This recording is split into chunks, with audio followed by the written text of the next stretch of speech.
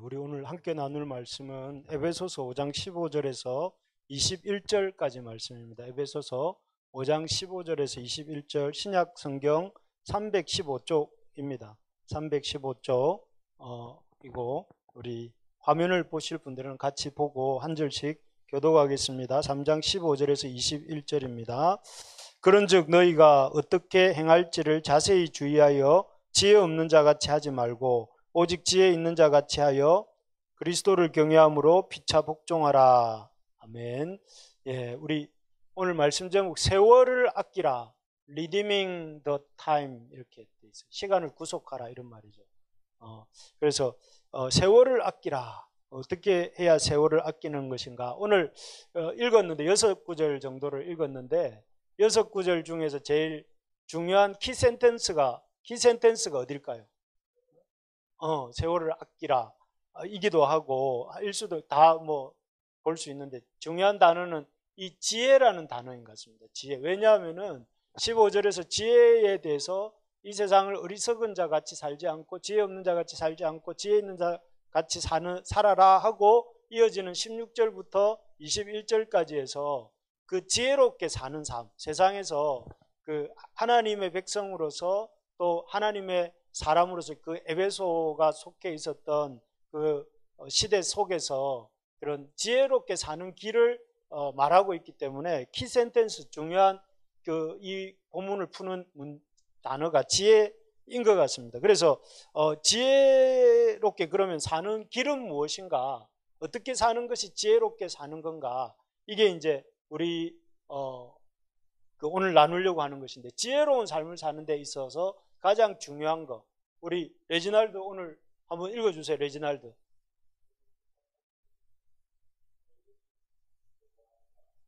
The most important thing in living a wise life. 현명한 삶, 지혜로운 삶을 사는 데 있어서 가장 중요한 게 뭔가? 뭘 것 같습니까? 여러분 생각할 때. 오늘 본문에 나옵니다. 지혜 아니고 여기 be very careful. 깨어있는 삶. 그러니까 아주 자세히 주의하여 사는 삶. 아주 지혜 있게 사는 사람은 어떤 사람이냐면 생각 없이 사는 사람이 아니고 자세히 주의하여서 사는 삶이에요. 그냥 이렇게 되는 대로 이렇게 대충 그까이 거 뭐 대충 건성 이렇게 사는 게 요즘 시대인 것 같아요. 사실 2007년에 무슨 일이 있었는가 하면은 2007년에 스마트폰이 이제 대중화되기 시작했던 해라고 해요. 그러면서 2007년에 스마트폰이 인류의 역사 속으로 쑥 들어오면서 그때부터 인류가 어떻게 되었느냐 하면은 숙고하는 삶을 잃어버린 것 같아요. 생각하고 또 고민하고 이러는 어떤 그 삶의 습관을 잊어버린 것 같아요. 그래서 어떤 사람은 우리 인류를 가리켜서 뭐라고 하냐면 8초 인류라고 하더라고요. 8초 인류.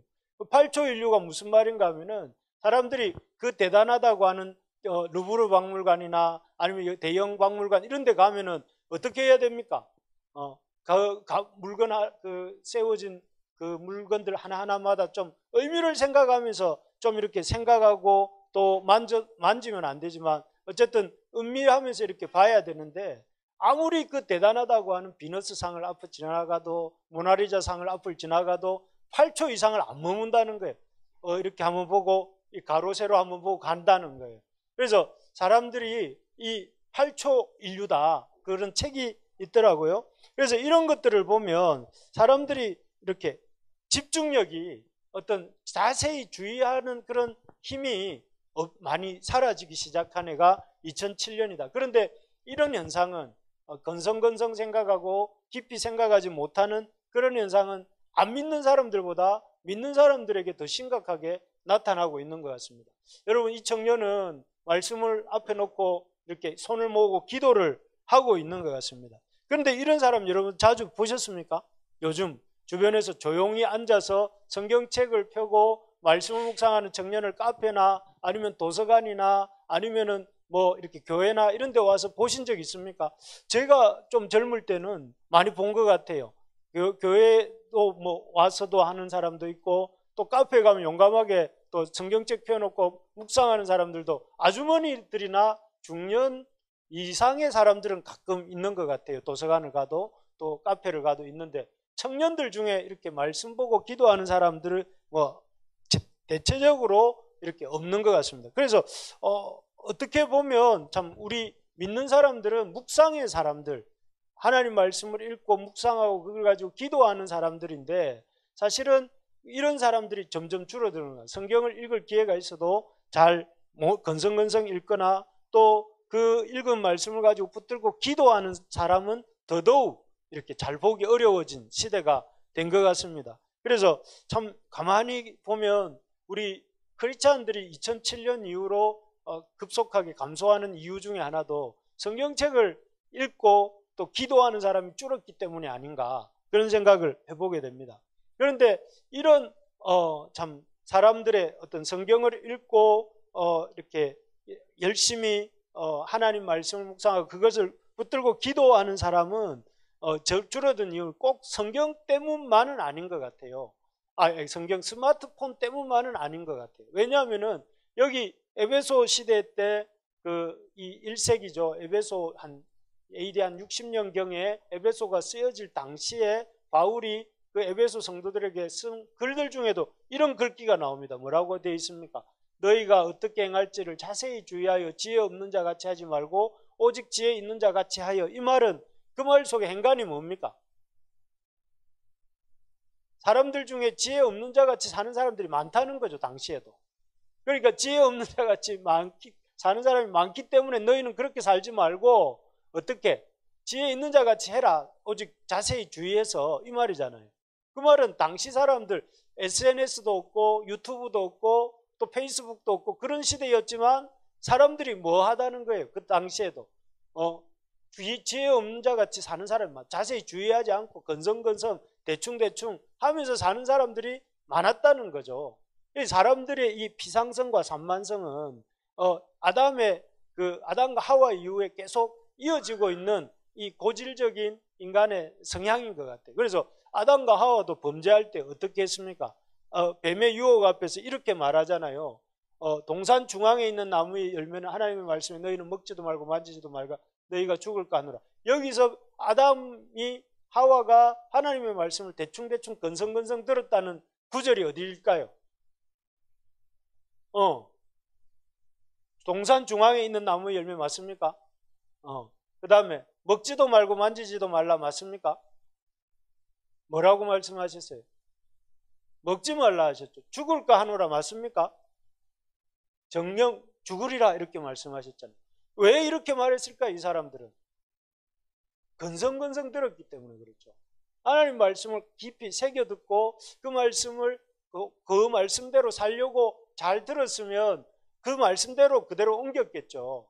그런데 건성건성 듣고 대충대충 새겼기 때문에 결과적으로 이 사람들이 이 뱀의 유혹 앞에서 아주 이렇게 탁 단호박 자르듯이 자른 것이 아니라 오히려 이제 끌려가게 된 것입니다. 그래서 우리가 이게 기억해야 될 게 두 가지입니다. 우리 타고난 본성 중에 뭐가 있냐면 산만함과 이렇게 그 비상성이 우리 속에 있다는 거예요. 우리 속에는 가만히 놔두어도 아주 집중하지 않고 뭔가 자꾸만 다른 데로 흘러가려고 하는 그런 마음들이 여러분 있습니까? 없습니까?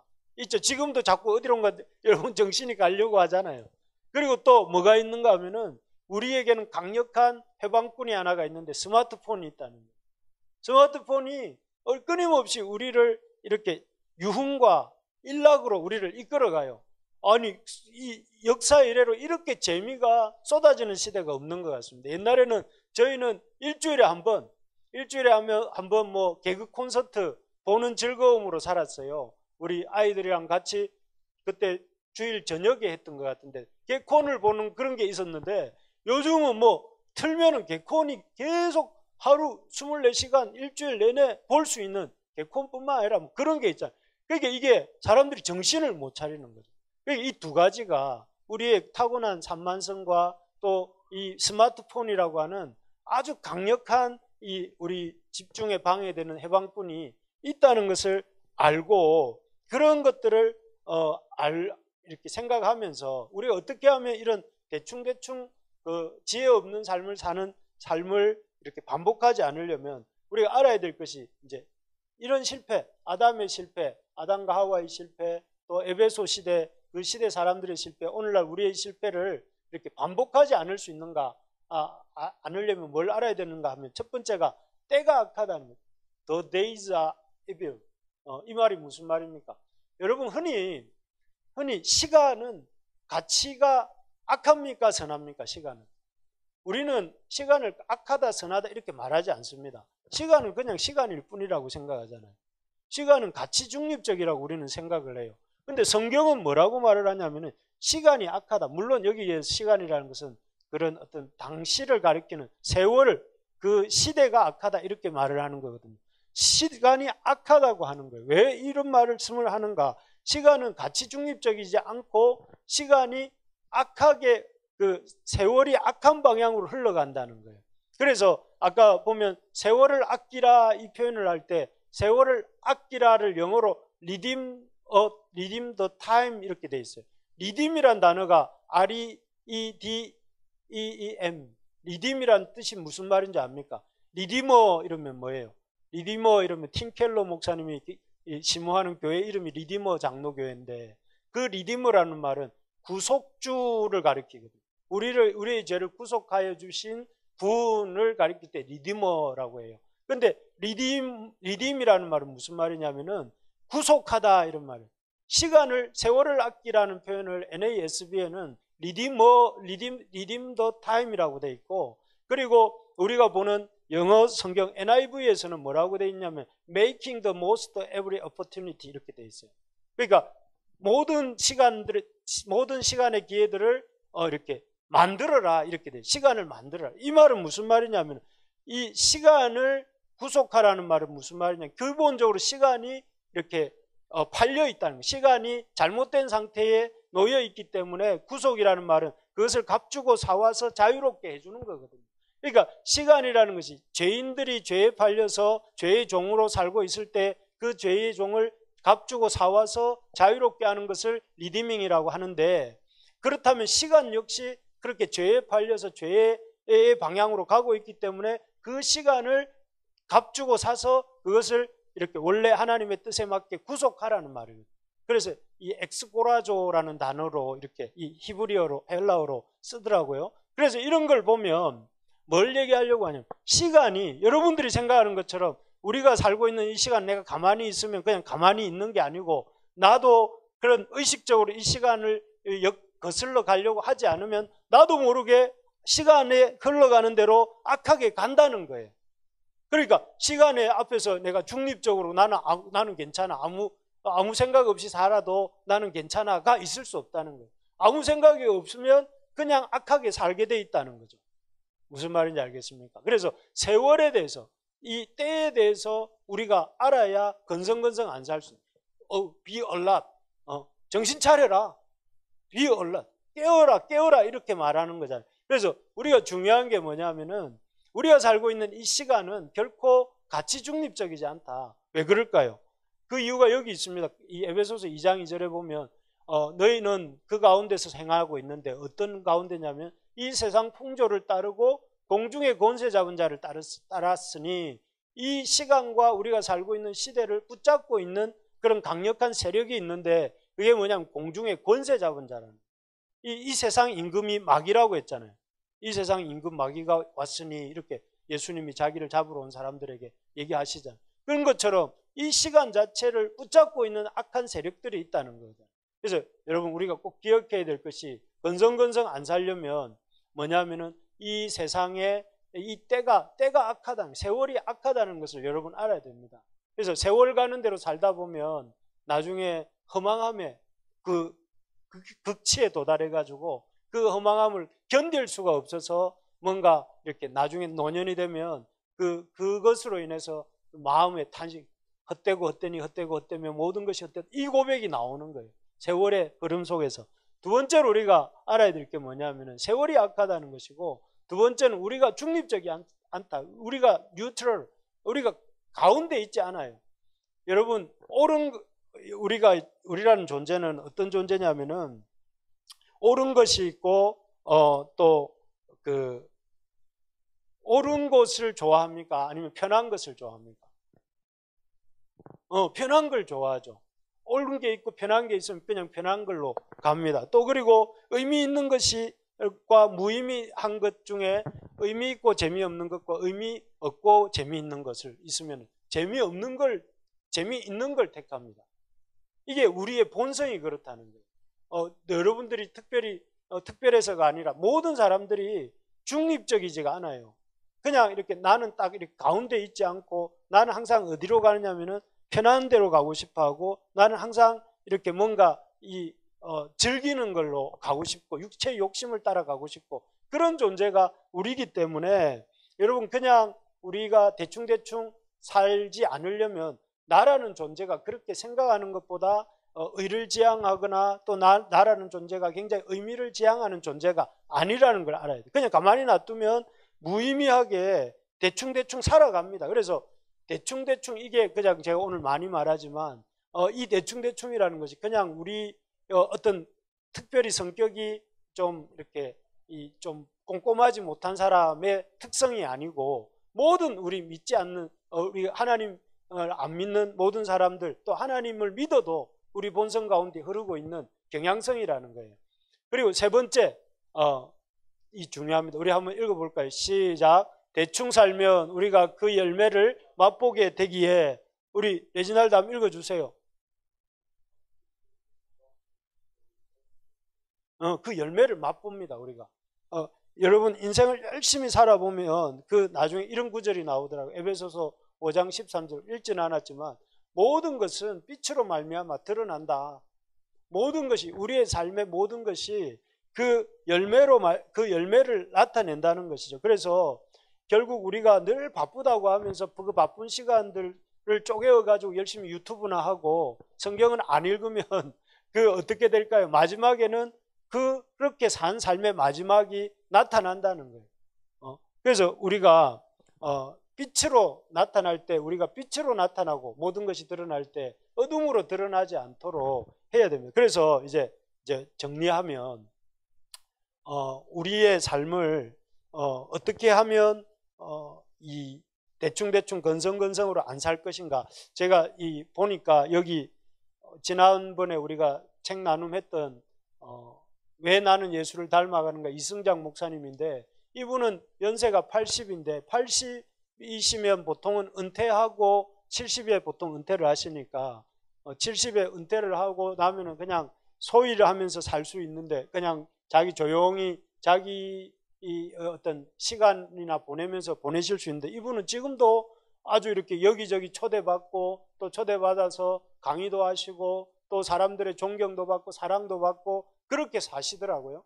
그렇게 살 수 있었던 이유가 어디에 있을까 생각을 해보고 이 책을 읽어보면 아시겠지만 그분이 부지런하게 하나님 앞에서 자기 자신을 성숙해 가기 위해서 자기를 예수님 닮은 형상이 되기 위해서 애쓰고 또 그것을 향해서 이렇게 자기를 늘 한 걸음 한 걸음 자세히 주의하면서 살았기 때문에 이렇게 나이가 들어서도 이렇게 그 자기의 삶이 빛의 열매를 맺고 그리고 그 결과로 사람들의 존경도 받고 이렇게 책도 써낼 수 있었던 것이죠. 그래서 우리가 어떻게 그러면 이런 삶을 살 수 있는가?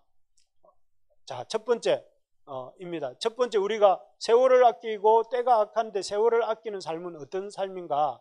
여기 보니까 주의 뜻이 무엇인가 이해하라. 여기 but understand what the Lord's will is. 주님의 뜻이 무엇인가? 여러분 이 하나님이 이 시간의 뜻을 갖고 계세요. 시간 속에 시간에 대한 하나님의 뜻이 있다는 거예요. 여러분 우리가 생각하는 이 시간이 그냥 아무 의미가 담기지 않고 그냥 흘러가는 것이 아니라 그 시간 속에는 하나님이 뜻을 두고 이 시간을 이렇게 만드셨어요. 여러분 시간이라는 것도 창조되었다는 것 동의하시죠? 태초에 하나님이 천지를 창조하시니라 할 때 그 천지 속에 뭐가 들어가 있냐면 시간도 들어가 있어요. 그래서 하나님이 말씀하시고 이를 저녁이 되고 아침이 되니 이는 첫째 날이니라. 거기서 시간이 생긴 거잖아요. 이는 둘째 날이니라 할 때 그 날의 개념이 생기고 시간의 개념이 생겼단 말이에요. 그런데 하나님이 6일간의 천지 창조를 통해서 하나님이 나타내고 싶으셨던 게 뭐였습니까? 하나님의 영광이었어요. 6일간의 천지 창조를 통해서 그 우주 만물과 인간을 창조하신 후에 하나님 그것을 통해 자기 영광을 나타내셨어요. 그러니까 시간의 목적은 어디에 있는 겁니까? 우리에게 주신 시간의 목적은 하나님의 영광을 나타내는 데 있어요. 그리고 그 시간을 통해서 하나님이 실현하고 싶은 게 뭡니까? 하나님 나라를 이루고 하나님의 통치를 이루고 싶어 하는 거죠. 그래서 우리가 살고 있는 이 시간의 가장 중요한 목적 한 가지가 여기서 나오는데, 그것은 무엇이냐? 우리에게 주신 이 시간들을 통해서 하나님의 영광을 나타내기를 원하세요.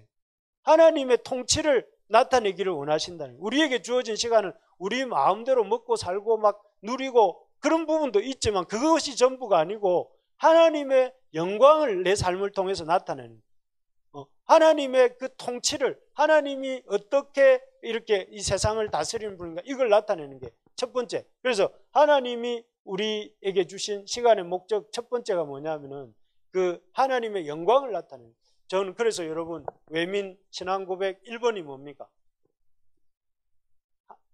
사람의 인생에 제일 가는 목적, 하나님을 영화롭게 하고 하나님을 영화롭게 하는 거예요.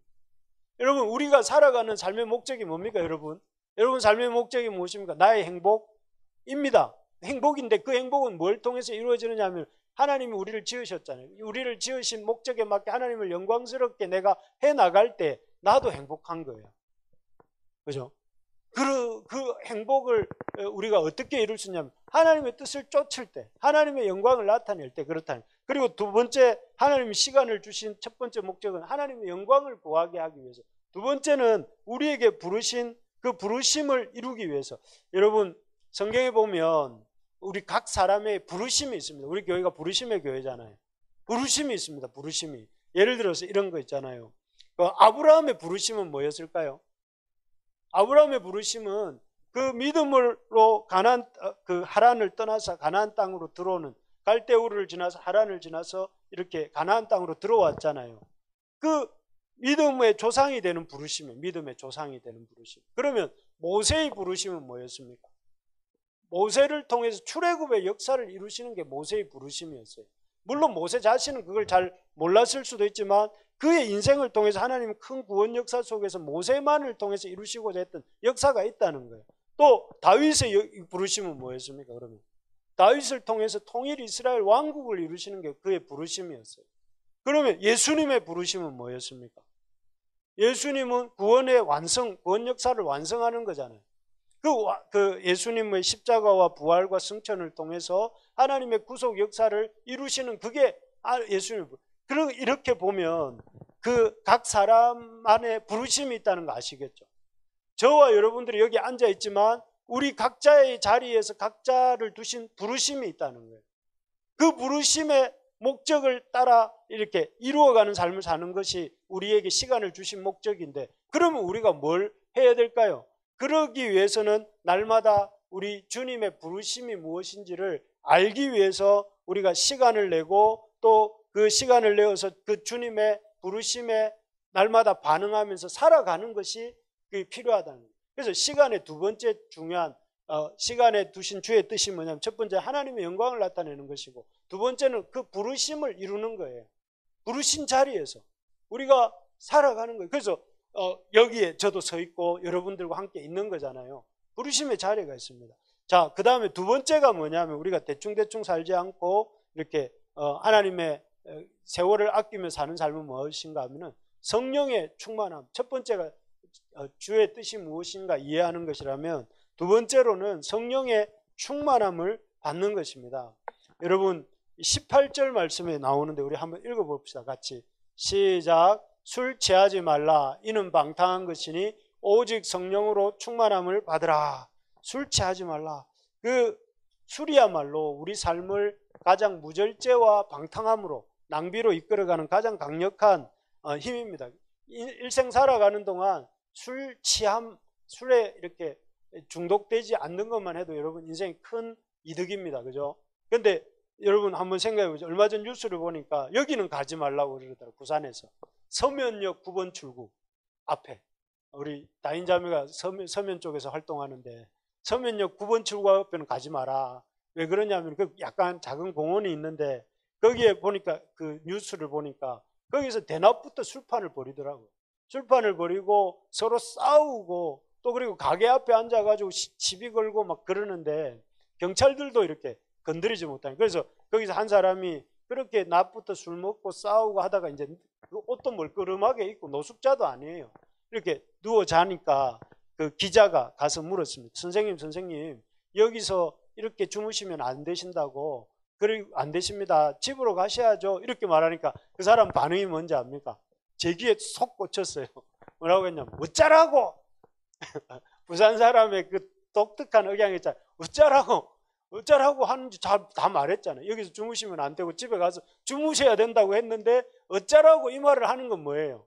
안 듣겠다는 거죠. 이게 사람의 참, 그걸 보면서 그 사람이 술이라는 것이 얼마나 참 사람이 부끄러움도 없어지고 가정도 없어지고 또 살아갈 이유도 없어지게 만드는 게 술이구나. 그래서 술이라는 것이 중독이 되면 참 그렇게 어떤 의미를 상실하게 되는 게 술이구나 하는 생각이 들었습니다. 그래서 성경에 이 구절이 생각이 났습니다. 잠언 23장 31절부터 35절에 보면 술에 대한 얘기가 나와요. 포도주는 붉고 잔에서 번쩍이며 얼마나 멋있어 보여. 붉고 번쩍이고 순하게 참기름처럼 쏙 목구멍을 내려갑니다. 그런데 그것이 넘어가서는 어떻게 됩니까? 마침내 뱀같이 물 것이고 독사같이 쏩니다. 그래서 막 사람이 마비가 되는 거죠. 독사에게 물리면. 그리고 내 눈에 개의한 것이 안 보이던 것이 보입니다. 뭐 전봇대가 일어서서 걸어가는 것도 보이고 사람들이 막 날아가는 것도 보이고 내 마음은 구부러진 말을 할 것이며 너는 바다 가운데 누운 자 같을 것이 돛대 위에는 얼마나 이렇게 둥실둥실 떠다니는 것 같은 그런 기분이 든다는 거예요. 그래서 여기 뭐라고 하냐면은 사람이 나를 때려도 나는 아프지 아니하고 나를 상하게 하여도 내게 감각이 없도다. 물론 다 깨고 나면 다 상처로 남아 있습니다. 사람들이 때린 자리들이. 그래서 나중에는 이 깨고 나면 너무 막 지독한 허무함이 다가오니까 어떻게 되냐면 다시 술을 찾게 됩니다. 그러니까 여러분 우리나라에서 사실은 그 가장 많은 중독자가 술 중독, 알코올 중독자예요. 그래서 나머지 제가 언젠가 그 중독에 대한 강의를 한번 들었는데 들어보니까 여러 가지 마약이라든지 요즘 막 사회가 시끄러운데 이런 중독들이 많은데 마약 뭐 무슨 의약품 향정신성 의약품 중독 뭐 또 이런 중독들이 많은데 그런 중독들보다 압도적으로 많은 게 뭐냐면 술이더라고요. 술. 알코올 중독. 그래서 여러분 이런 알코올 중독이나 또는 알코올만 있습니까? 여러분 솔직히 말해서 알코올 말고도 성 중독도 있고 또 돈의 중독도 있고 또 아니면은 뭐가 있어요? 게임 중독도 있고 또 막 이런 여러 가지 중독들이 있잖아요. 이런 중독들이 이 술뿐만 아니라 많습니다. 그래서 사실은 오늘날 우리 이 시대에 멀쩡하게 살아간다는 게 너무나 참 어려운 시대인데 이런 시대 속에서 어떻게 이런 중독을 당하지 않고 살 수 있는가? 그래서 여기 말하는 게 바로 이런 것입니다. 성령으로 충만함을 받으라. 오직 성령으로 충만함을 받으라 이렇게 되어 있습니다. 술 취한 사람은 뭐의 지배를 받습니까? 술의 지배를 받잖아요. 여러분 술을 조금 이렇게 먹어보신 분들은 알겠죠. 저도 먹어봤거든요. 대학교 1학년 때 이렇게 아주 철 모를 때 이렇게 술을 먹어보니까 아까 잠언에 나오는 그 말씀 저는 너무 잘 이해가 지금도 이해가 됩니다. 30년이 지나가는데도 그게 그만큼 이렇게 강한 힘이 있는 거잖아요. 그런데 그 술에 취한 사람이 술의 지배를 받듯이 우리가 성령의 지배를 받으려면 어떻게 해야 되겠어요? 성령에 취해야 되겠죠. 그걸 여기 성경은 뭐라고 표현하고 있냐면은 be filled with 성령으로 채워져야 된다는 거예요. 채워져야. 성령으로 채워진다는 건 그러면 어떻게 채워지는 것입니까? 성령에 의해서 채워지는 것은 바로 성령님에게 내 삶을 성령님이 나를 채울 수 있도록 이 홀리 타임을 갖는 거죠. 거룩한 시간을 갖는 거예요. 거룩한 시간을 가지면서 그 거룩한 시간에 이걸 옛날 분들이 홀리 타임이라고 불렀는데 홀리 타임에 하나님 앞에 나와서 지난 시간들의 잘못들을 회개하고 또 하나님을 찬양하고 또 하나님 말씀을 붙들고 말씀을 가지고 기도하고 이게 개인적인 홀리 타임이잖아요. 홀리 타임을 가질 때에 결국 그 속에서 그 시간 속에서 말씀을 통해서 성령님이 내 생각을 사로잡고 내 감정을 주관하시고 그리고 내 의지를 바꾸시는 거예요. 그게 뭐라고 하느냐면 이 성령의 충만함, 성령에 의해서 충만해져 가는 것이라는 거죠. 그래서 여러분 이 에베소 성도들은 이미 예수님을 주로 믿는 사람들이에요. 그렇지만 예수님을 주로 믿는다고 해서 이 세상에서 세상의 문화를 이렇게 이길 수 없기 때문에 오직 그런 예수님을 믿는 것에 더하여서 성령의 충만함을 받으라고 이렇게 권면하는 것이죠. 바라는 것은 우리 교회가 지난주에도 제가 지지난주입니까? 우리가 어떻게 성숙해 가야 될까 할 때 말씀과 관련되어서 자립신앙이 필요하고 다른 사람을 가르칠 줄 아는 게 필요하다 이렇게 말씀드렸었는데 오늘도 다시 한번 말씀드립니다. 우리가 성령의 충만함을 받기 위해서 개인적인 경건 시간을 가지셔야 된다. 개인적으로 하나님 말씀을 읽고 혼자 하나님 앞에 회개 기도 드리고 하나님을 찬양하고 하나님 말씀을 듣고 하나님 말씀 붙들고 기도하는 시간을 하루에 10분이라도 꼭 가지셔야 된다. 이게 성령의 충만함을 받는 첫 번째 길입니다. 그래서 저는 우리가 참 하나님을 믿는 사람이라면 적어도 하나님 앞에 이 개인 홀리타임, 경건의 시간을 갖는 우리가 될 수 있기를 바랍니다. 그래야 성령의 충만함이 임하고 성령의 충만함이 임해야 세상의 술 취함과 같은 각종 중독으로부터 우리가 이겨낼 수 있는 것이죠. 그래서 저도 이렇게 주일날 토요일 일요일은 우리 새벽 기도가 없으니까 교회에 와서 이제 혼자 새벽에 이렇게 기도하고 말씀 보고 찬양하고 이런 시간을 갖거든요. 그러면 같이 모여서 기도할 때도 은혜가 있지만 이렇게 혼자 기도할 때 그 은혜가 이렇게 많아요. 성경 읽고 기도하는 시간. 우리 옆에 있는 지체한테 이렇게 서로 인사합시다. 우리 개인 경건 시간을 가집시다. 이렇게. 네, 이미 다 갖고 계시죠? 안 갖고 계시는 분들은 지금부터 가지시고 회복하기 바랍니다. 마지막입니다. 교회 예배로부터 시작하라. 이게 무슨 말이에요? 목사님이니까 또 이렇게 말하겠지라고 생각하면 안 됩니다. 여기 보면 에베소서 5장 19절에 바울이 에베소 교회 성도들에게 시와 찬송과 신령한 노래들로 서로 화답하며 너희의 마음으로 주께 노래하며 찬송하며, 이게 뭐냐면은 시와 찬송과 신령한 노래들이라는 것은 이 고대 그 시대 AD 1세기경의 당시 기독교의 공동 예배 형식이랍니다. 이 형식 시는 뭐냐면은 구약의 시편들을 가리킨다고 해요. 구약을 가리키는 거라고 볼 수 있죠. 구약과 또 찬송과 신령한 노래들로 서로 화답한다는 건 뭐냐면 서로의 신앙에 대한 고백을 나누는 거예요. 우리가 식사 마치고 말씀 나눔 시간 가질 때에 서로 소감을 나누잖아요. 그런 것처럼 이 신령한 노래들로 서로 화답한다는 것은 서로의 그런 삶의 고백들을 나누는 거예요. 그러니까 좀 의역하자면 말씀을 듣고 찬양을 하고 서로 소감으로 교제하는 거예요. 그렇게 함으로써 뭐가 되냐면은 주께 노래하고 그렇게 또 다시 주께 노래하고 찬송. 그래서 이 바울이 이 구절에서 에베소 성도들에게 말하고 있는 것은 이 기독교의 공동 예배에 참여를 이렇게 촉구하는 그런 의미가 이 속에 담겨 있는 것이죠. 그래서 우리가 참 이런 거룩한 삶, 세월을 아끼고 또 악함에 우리가 종속되지 않는 그런 비결이 뭐냐면은 첫 번째 주의 뜻이 무엇인지, 시간 속에 두신 주의 뜻이 무엇인지를 아는 것이고, 두 번째는 이런 성령의 충만함을 받는 것이라면, 세 번째로는 교회 공동체 예배에 참여하는 것입니다. 교회 공동체가, 여러분, 이 교회 공동체가 우리 삶의 중심이 되어야 되는 거예요. 그 삶의 우선순위가 되어야 되고, 그렇게 또 나아갈 때에 사실 사람들 많이 모이잖아요. 요즘 사람들은 모이는 거 별로 좋아하지는 않지만 당시도 그랬겠죠. AD 1세기도 사람들이 모이면 먹고 마시고 즐기고 그러는 것이지만, 우리가 믿는 사람들이 모였을 때는 물론 먹고 마시고 즐겁게 지내야 됩니다. 그런데 그것뿐만 아니라 말씀과 찬송과 또 소감과 이런 것들이 있어야 되는 거죠. 그런 것들을 중심으로 교회 공동체 예배를 통해서 서로 힘을 얻고 힘을 격려를 해 나갈 때에 이런 세상 삶 속에서 대충대충 건성건성 안 살게 된다는 것이죠. 자, 말씀을 마무리하겠습니다. 우리가 어떻게 이런 세월을 아끼고 또 이런 세상의 그런 무의미로 흘러가고 또 방탕으로 흘러가려고 하는 이런 세상의 시간 속에서 우리가 지혜롭게 어리석은 자가 아닌 삶을 살 수 있습니까? 첫 번째가 주의 뜻을 이해하고 시간을 주님 주신 목적에 맞게 사용하는 것이죠. 두 번째는 성령의 충만함을 받는 것입니다.